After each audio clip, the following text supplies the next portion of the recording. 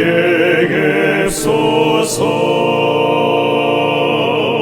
내 친구 나를 위로 못할 때 내 도움 되신 주여 갭소서. 내 사는 날이 속히 지나고 이 세상 영광 빨리 새하며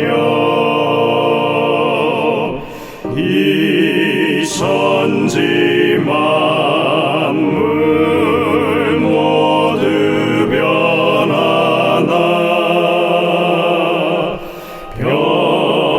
변함이 없는 주여 갭소서. 주 홀로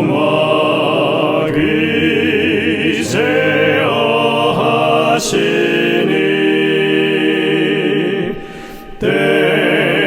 때마다 계심 요기합니다.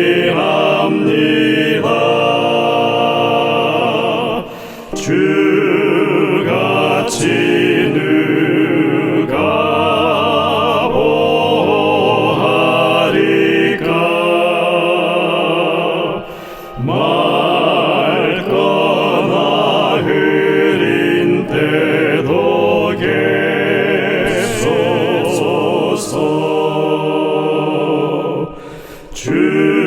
주께서 나와 함께 계시면 원수의 세력 두려움 없도다. 사망의 솜이 어디 있느뇨. 내 승리 되신 주여 갭소서.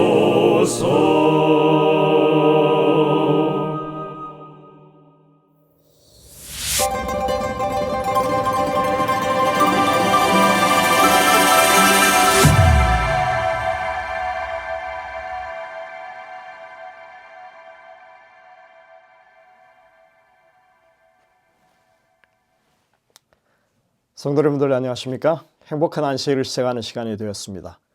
이제 함께 찬미를 부르시면서 이 예배를 열겠습니다. 처음에 부르실 찬미는 181장 찬미입니다. 큰 죄에 빠진 나를. 이 찬미 혼성중창 찬양팀의 찬양인도로 함께 부르시겠습니다.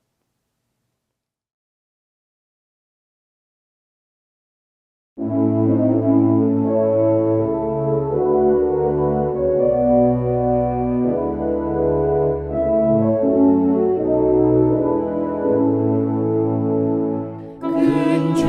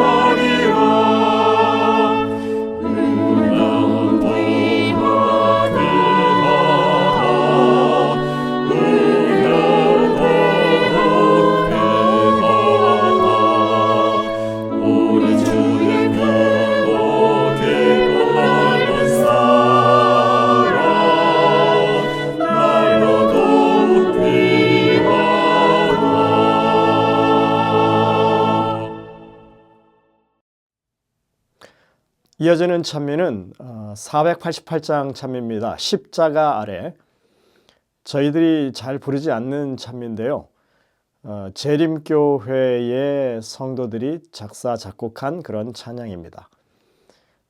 이 찬미 여러분들이 많이 부르시면 좋을 것 같고요.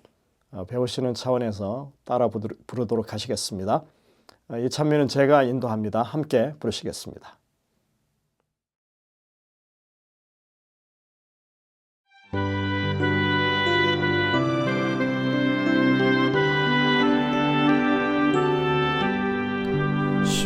십자가 아래 내 한 몸 누이네 격심한 폭풍이라 세상만 사려워도 십자가 밑에서 내 평화 이르네 십자가 속에 내 사랑 넘치네 어렵고 고된 세월 지진처럼 덮쳐오나 주의 품 따뜻해 내 생명 안전해 십자가 높이 내 심령 빛나네 성령님 어디에는 자유평화 주시오니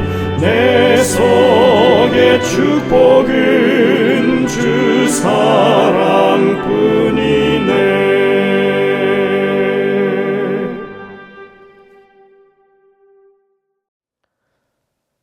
다음 찬미는 630장 찬미입니다. 내 맘에 한 노래 있어. 혼성중창 찬양팀의 찬양 인도를 함께 부르도록 하시겠습니다. 이 찬미를 마친 후에는 박겸복 집사님께서 기도를 인도하십니다.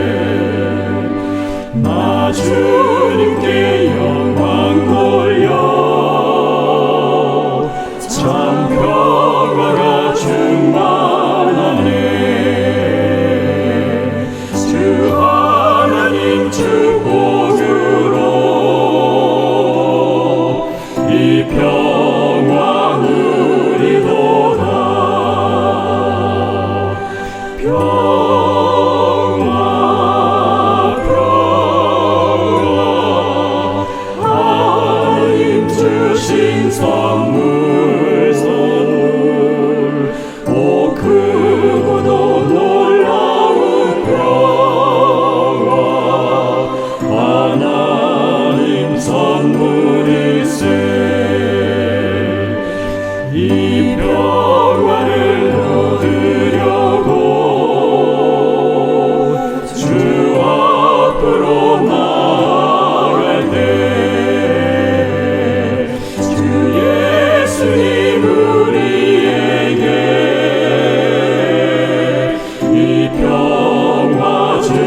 주시도다.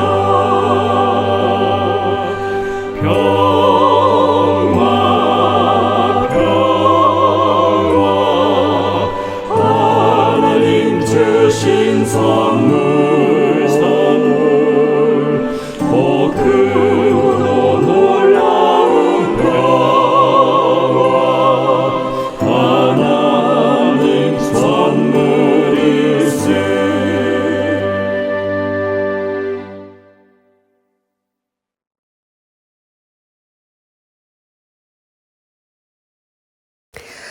풀은 마르고 꽃은 시드나 우리 하나님의 말씀은 영영이 서리라. 하늘에 계신 우리 아버지, 주님께서 하신 이 말씀 마음에 새기고 주님만 바라보며 살게 하여 주시옵소서. 늘 주님께서 함께 하신다는 것을 알면서도 근심과 걱정, 불안 속에서 살아가는 저희들을 불쌍히 보시고 주의 은혜 아래서 감사하며 살아가도록 항상 함께하여 주시옵소서. 오늘도 안식일을 맞이하여 저희 마음을 주께 향하도록 하시고 귀한 말씀을 주실 목사님께 함께 하셔서 듣는 저희들 모두 감동받는 이 시간 되게 하여 주시옵기를 예수 그리스도 성을 받들어 간절히 기도드리옵나이다. 아멘.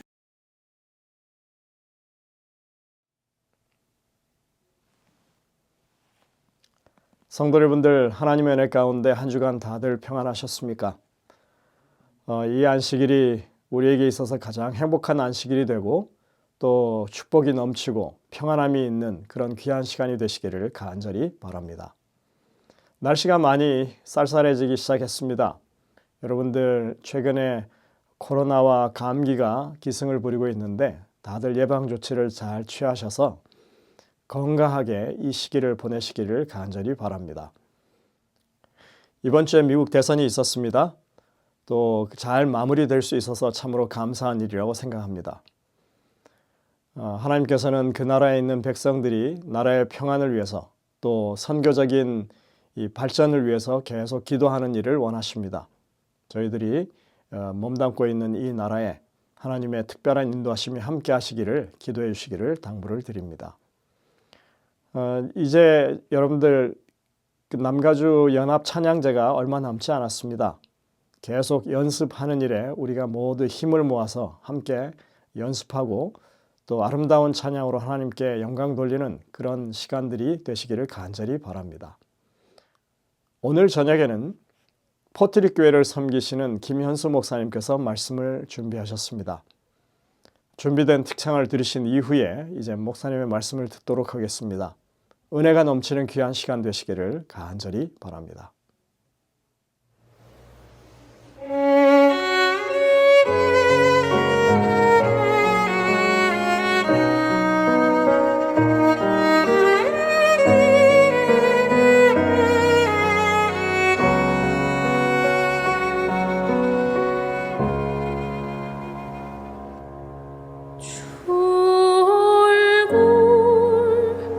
바라보지 않는 나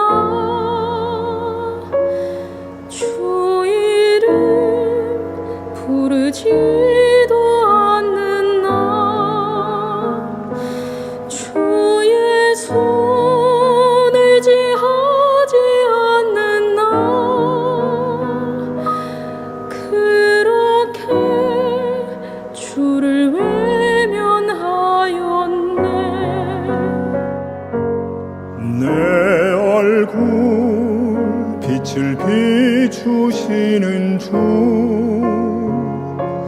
내 이름 계속 외쳐 부르네.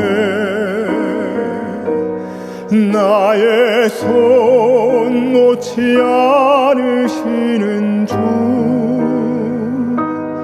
그렇게 나를 구원하셨네. 그 손길 나의 굳은 맘 녹이시고 그 말씀 상한 내 영혼 고치시네. 야속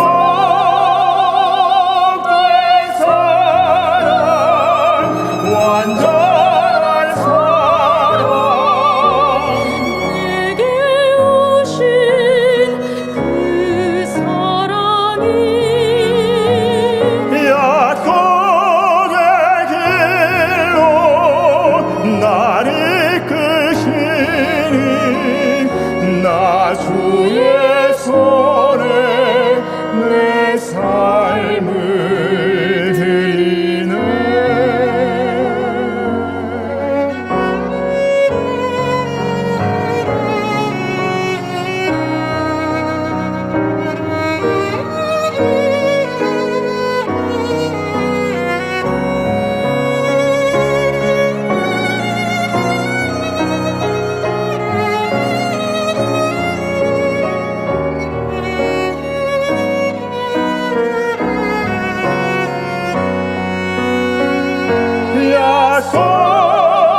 약속된 사랑, 완전한 사랑, 눈을 감아도 난 보이네.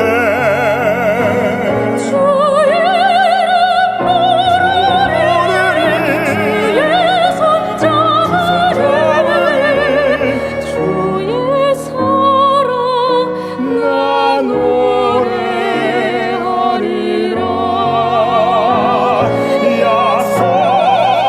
약속된 사랑, 완전한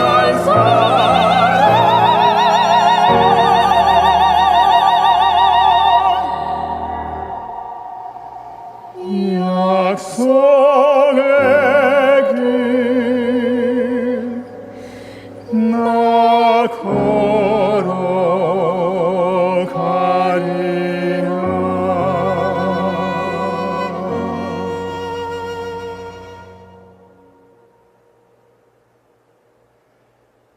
내 얼굴 빛을 비추시는 주,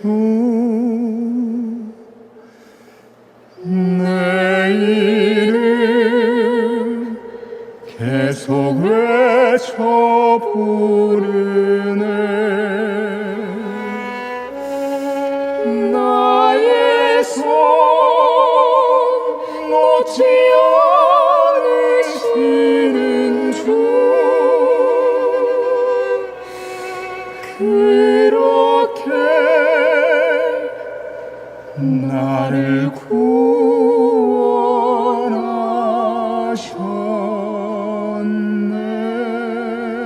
구원하셨네.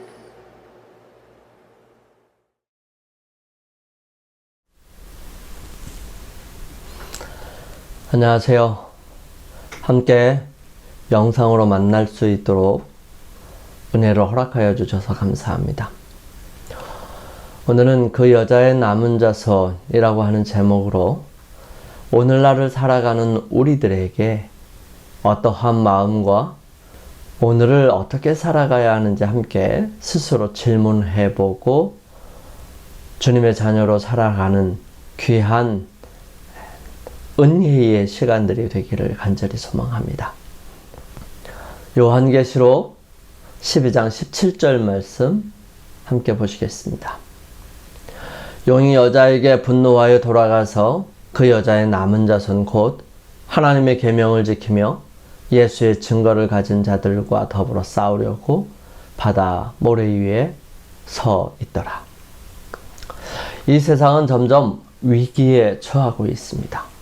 세상을 염려하는 각 분야는 이구동성으로 세상이 끝을 향하여 달려가고 있다고 외칩니다. 이러한 상황에서 우리는 무엇을 어떻게 해야 할까요? 위기의 순간이 다가올수록 우리는 우리의 마음속에 무엇을 해야 하고 가장 중요한 것이 무엇인지를 분명하게 깨닫는 그것이 바로 지혜입니다. 오늘 우리는 짧은 시간 동안에 우리의 삶에 가장 중요한 부분이 무엇인지 함께 점검해 볼 수 있게 되기를 바랍니다. 세상은 크게 두 세력에 의해 영향을 받고 있습니다.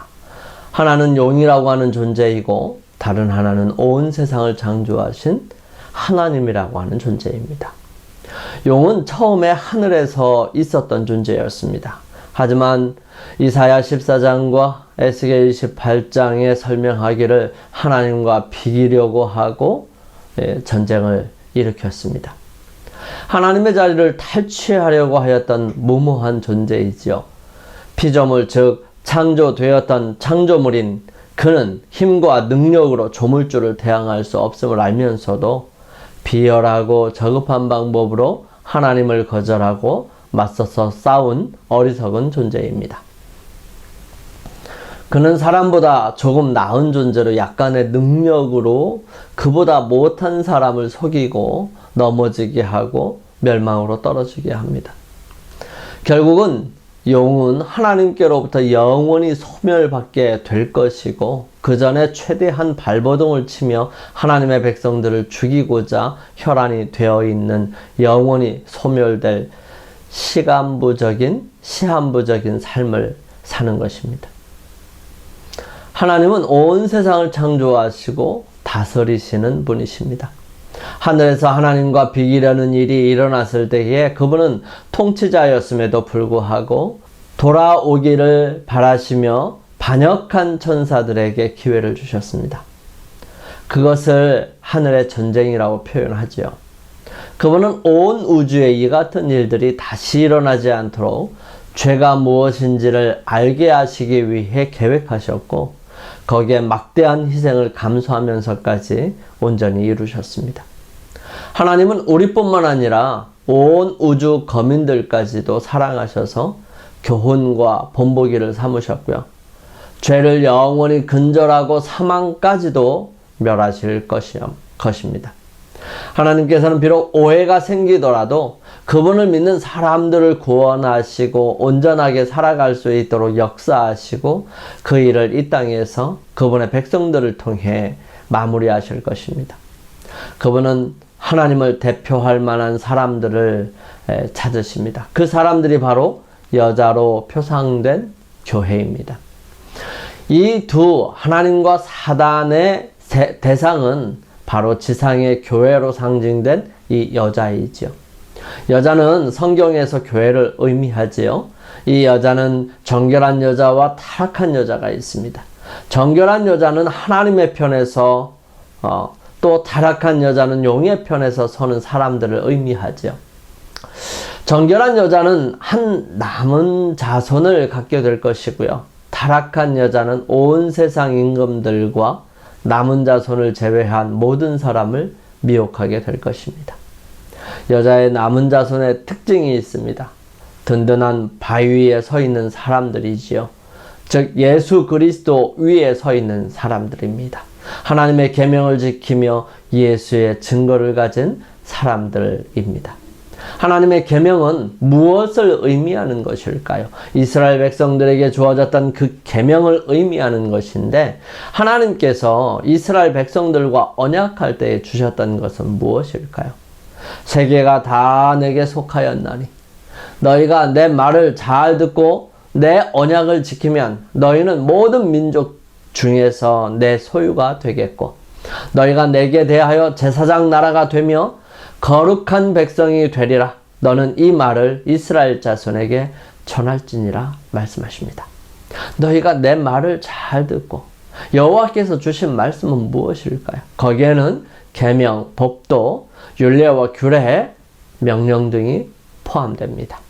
이것은 이스라엘 백성들과 언약할 때 처음으로 주어진 것은 아닙니다.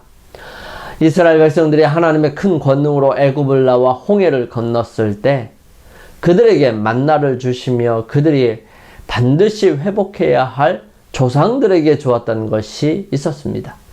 여호와께서 모세에게 이르시되 어느 때까지 너희가 내 계명과 내 율법을 지키지 아니하려느냐.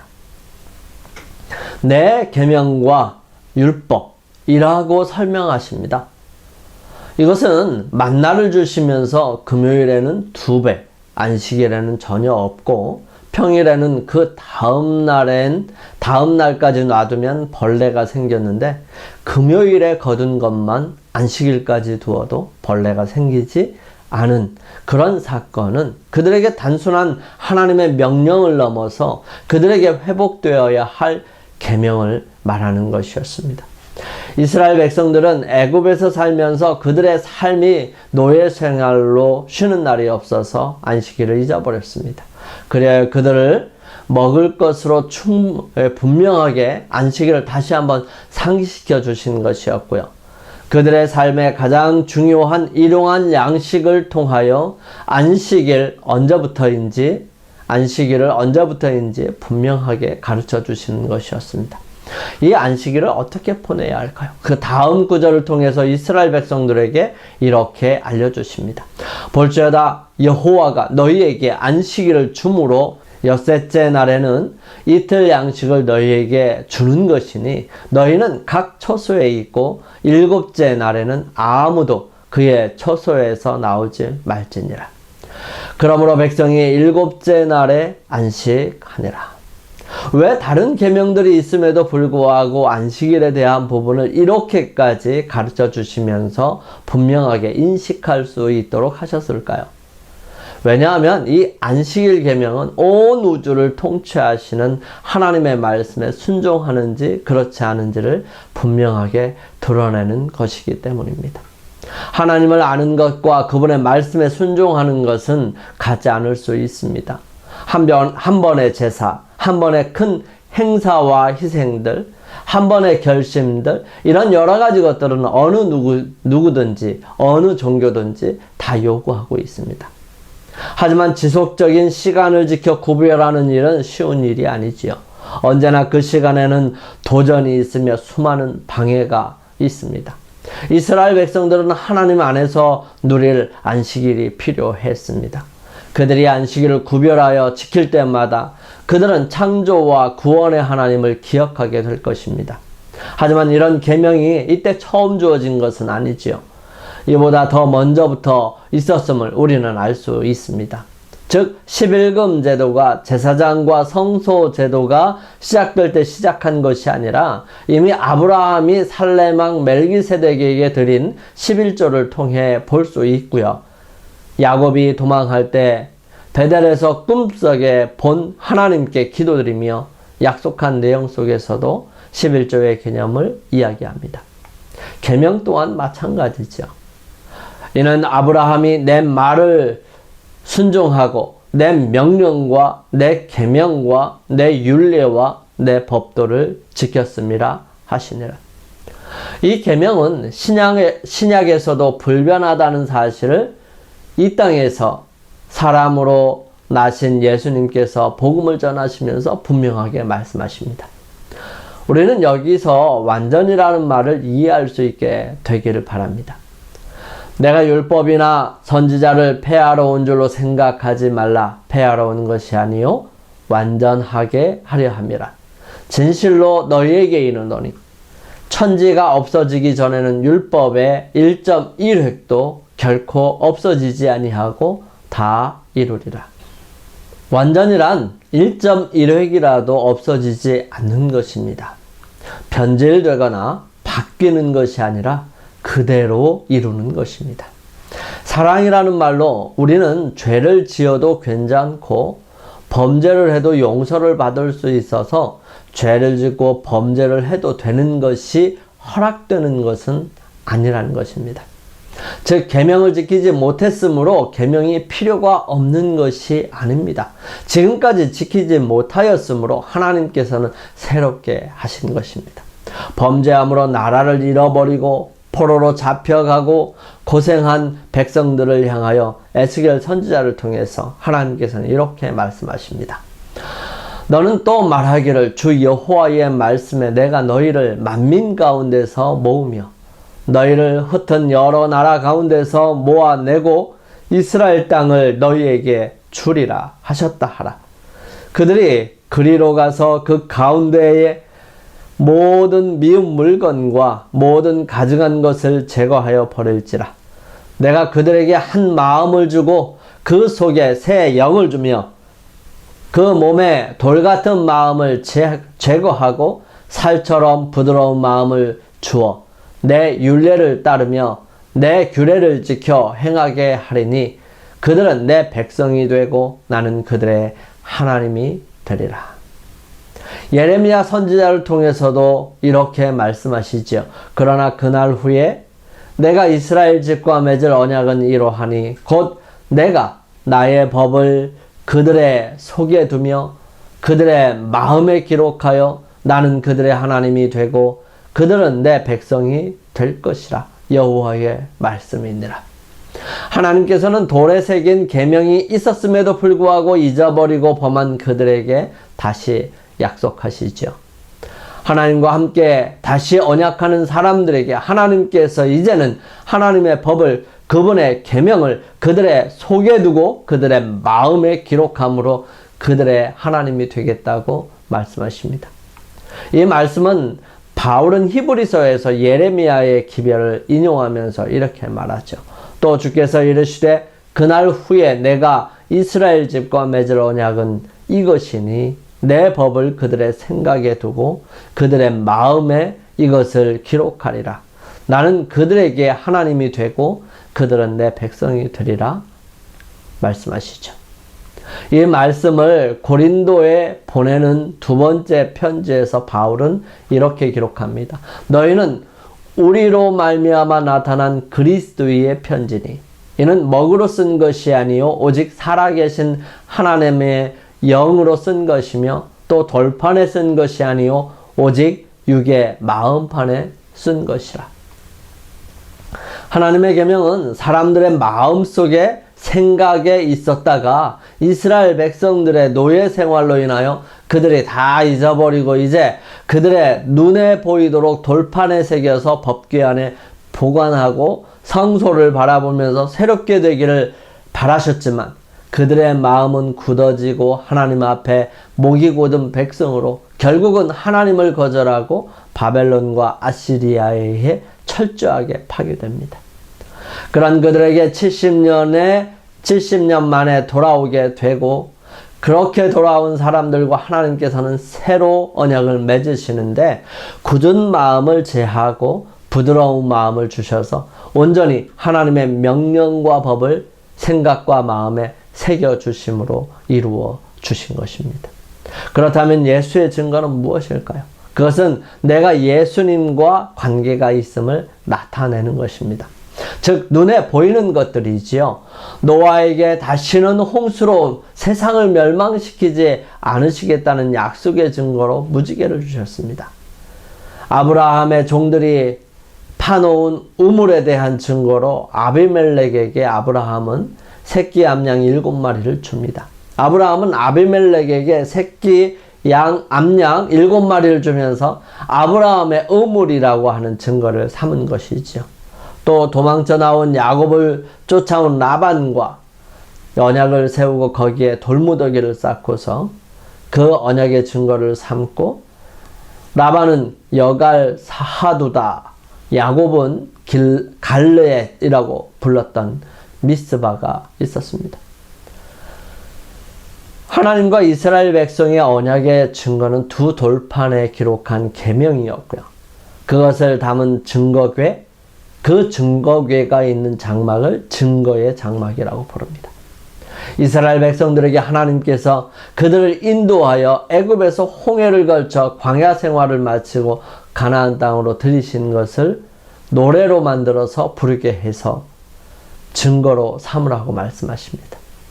또한 가나안 정복을 마치고 돌아가는 르우벤 자손과 갓 자손은 요단강변에 큰 제단을 쌓았는데 그것을 에시라고 불러 르우벤과 갓 자손이 이스라엘 백성이라는 증거를 삼았습니다. 시편 기자는 이렇게 말합니다. 여호와의 율법은 완전하여 영혼을 소성시키며 여호와의 증거는 확실하여 우둔한 자를 지혜롭게 하며 여호와의 경훈은 정직하여 마음을 기쁘게 하고 여호와의 계명은 순결하여 눈을 밝게 하시도다. 신약에 와서의 증거는 이제 예수 그리스도를 나타내는 사람들로 나타납니다.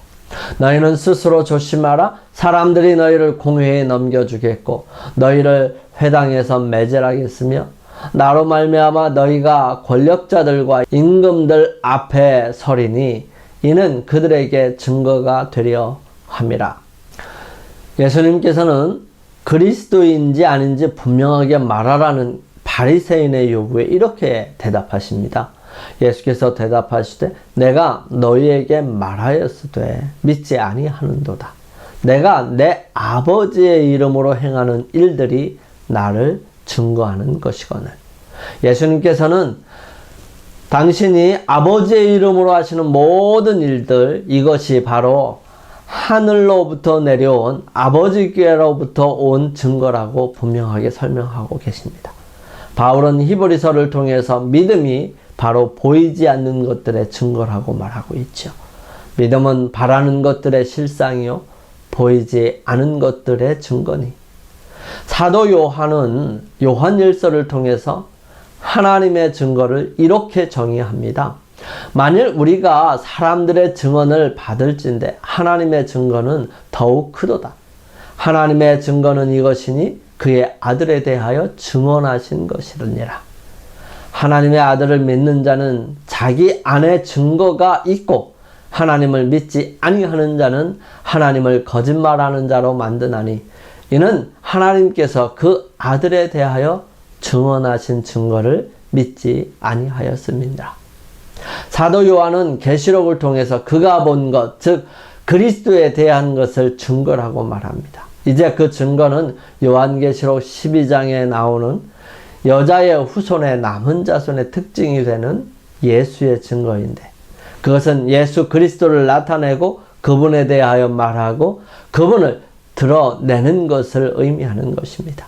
이 말씀에 대하여 요한은 계시록 19장에 이렇게 기록합니다. 내가 그 발 앞에 엎드려 경배하려 하니 그가 나에게 말하기를 나는 너와 및 예수의 증언을 받은 내 형제들과 같이 된 종이니 삼가 그리하지 말고 오직 하나님께 경배하라.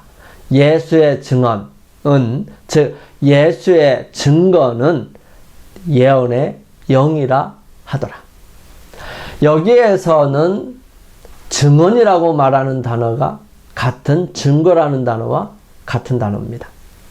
즉 예수의 증거가 예수의 증언이고 그것은 바로 예언의 영이라고 분명하게 말하고 있습니다. 이것은 성경을 기록하게 하신 하나님의 영을 의미하며 그 영은 예수께서 제자들에게 말씀하신 하늘이 줄 수 있는 최고의 선물인 보혜사 성령이십니다. 그 성령을 통하여 주어지신 예언이나 또 환상이나 또한 여러 가지 영감의 말씀들이 여기에 포함되고 있는 것입니다. 그분의 하시는 가장 중요한 일 중에 하나는 바로 그분을 증거하시는 일이죠. 내가 아버지께로부터 너희에게 보낼 보혜사, 곧 아버지께로부터 나오시는 진리의 성령이 오시면 그가 나를 증언하실 것이요. 이것을 우리는 그리스도의 영이라고 말하고 예수님은 이 성령을 통하여 우리와 함께 하시며 우리는 예수 그리스도와 함께 함으로 그분을 증거하는 것입니다. 바울은 이렇게 분명하게 우리에게 전해줍니다. 너희가 믿음에 있는가 너희 자신을 시험하고 너희 자신을 확증하라. 예수 그리스도께서 너희 안에 계신 줄을 너희가 스스로 알지 못하느냐. 그렇지 않으면 너희가 버리운 자니라. 즉 여자의 후손의 남은 자손은 변하거나 변질되지 아니한 하나님의 계명을 지키는 사람, 예수의 증거를 가진 사람들, 즉 그 안에 계신 성령의 인도하심을 따라 순종하며 그 삶을 통해서 예수 그리스도가 나타나는 사람을 말합니다. 이러한 사람이 요한계시록 14장에 말하고 있는 어린 양이 어디로 인도하든지 따라가는 사람들이고요. 이들이 새 천사의 기별을 전하는 사람들입니다. 용은 이 사람들과 싸움을 준비합니다. 우리가 여기서 주목해야 할 부분은 바로 용이 서 있는 곳입니다. 용은 모래 위에 서 있습니다. 모래는 많은 사람들을 가리키기도 하지만 자손, 후손을 의미하기도 하고 예수님께서는 말씀하시는 반석과 반대되는 허물어지고 지어진 건물을 비가 많이 오고 홍수가 났을 때에 보존되지 못하는 어리석은 자의 결과를 의미하기도 합니다. 용은 그런 모래 위에 선 것입니다. 용은 견고한 하나님의 율법을 흔드는 자로 그 모습 자체도 혼돈 그 자체입니다. 즉 굳건하고 변하지 않는 계명을 흔드는 존재라 그 스스로도 무엇이 그를 나타내는 것인지 기준이 없습니다. 무조건 하나님의 계명과 반대가 되면 되는 그런 막무가내인 것입니다. 바울은 그런 사람의 모습을 이렇게 기록합니다. 하나님을 알되 하나님을 영화롭게도 아니하며 감사하지도 아니하고 오히려 그 생각이 허망하여지며 미련한 마음이 어두워졌나니. 그 결과를 바울은 계속해서 이렇게 기록하죠. 또한 그들이 마음에 하나님 두기를 싫어하며 하나님께서 그들을 그 상실한 마음대로 내버려 두사 합당하지 못한 일을 하게 하셨으니 곧 모든 불의, 추악, 탐욕, 악의가 가득한 자요, 시기, 살인, 분쟁, 사기, 악독이 가득한 자요, 수근수근하는 자요, 비방하는 자요, 하나님께서 미워하시는 자요, 능욕하는 자요, 교만한 자요, 자랑하는 자요, 악을 도모하는 자요, 부모를 거역하는 자요, 우매한 자요, 배악하는 자요, 무정한 자요, 무자비한 자라. 그렇게 더 요동치고 중심이 온전하지 못하며 수없이 비틀거리게 되는 것입니다. 요동이 심하고 정함이 없으며 거짓말과 모든 더러운 악이 가득할 뿐입니다. 이 세상은 하나님께서 붙드시지 않으시면 선함과 의로움과 깨끗함과 사랑함이나 긍휼, 자비, 은혜가 전혀 없습니다. 아직까지 이런 일들이 조금이나마 전해지고 보고 경험할 수 있다면 아직까지 하나님께서 역사하시고 붙드시고 계시다는 증거들입니다. 그렇다면 이러한 상황 속에서 우리는 어떻게 살아가야 할까요? 무엇보다도 가장 중요한 것이 무엇인지를 잊지 않고 살아가는 것입니다. 그 중요한 것을 정리한다면 첫째는 하나님 편에 서는 것입니다. 두 번째는 끊임없이 정결한 여자의 남은 자손에 드는 것이죠. 세 번째는 진정한 남은 자손의 특징을 갖는 것입니다. 네 번째는 용과의 싸움 속에서 이길 준비를 하는 것이지요. 오늘 우리에게 주시는 하나님의 말씀은 용이 싸움의 대상으로 삼는 사람들은 오직 정결한 여자의 후손, 그 후손의 남은 자손, 즉 하나님의 계명을 지키고 예수의 증거를 가진 사람들 뿐이라는 사실입니다. 다른 사람들하고는 싸우지 않습니다. 오직 용의 싸움의 대상, 분노의 대상은 남은 자손들이지요. 그렇다면 나는 지금 어디에 속해 있는가 하는 것입니다. 주님은 말씀하십니다. 그런즉 너희는 먼저 그의 나라와 그의 의를 구하라. 그리하면 이 모든 것을 너희에게 더하시리라. 우리 함께 기도드리겠습니다.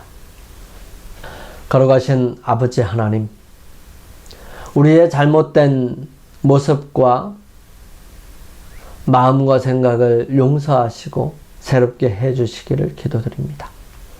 매일의 모습 속에서 남은 자손의 모습을 간직할 수 있도록 인도하여 주시고 험하고 악한 세상에서 주님을 증거하는 삶을 살아갈 수 있도록 끊임없이 붙들어 주시옵소서. 함께 기도드리는 주님의 자녀들에게 세상에서 주님을 증거하는 사람으로 남은 자손으로 맡기신 사명을 다하게 하셔서 주님께서 오시는 날에 주님께서 오시는 날이 속히 이룰 수 있도록 인도하여 주옵소서. 매일의 삶에서 우리 자신이 무엇에 관심을 주며 누구에게 속해 있으며 또한 어떤 말씀에 순종하며 살고 있는지를 확인하게 하시고 다시금 주님 안에서 새롭게 되게 하여 주옵소서. 저희들을 사랑하시는 예수님의 이름으로 기도드립니다. 아멘.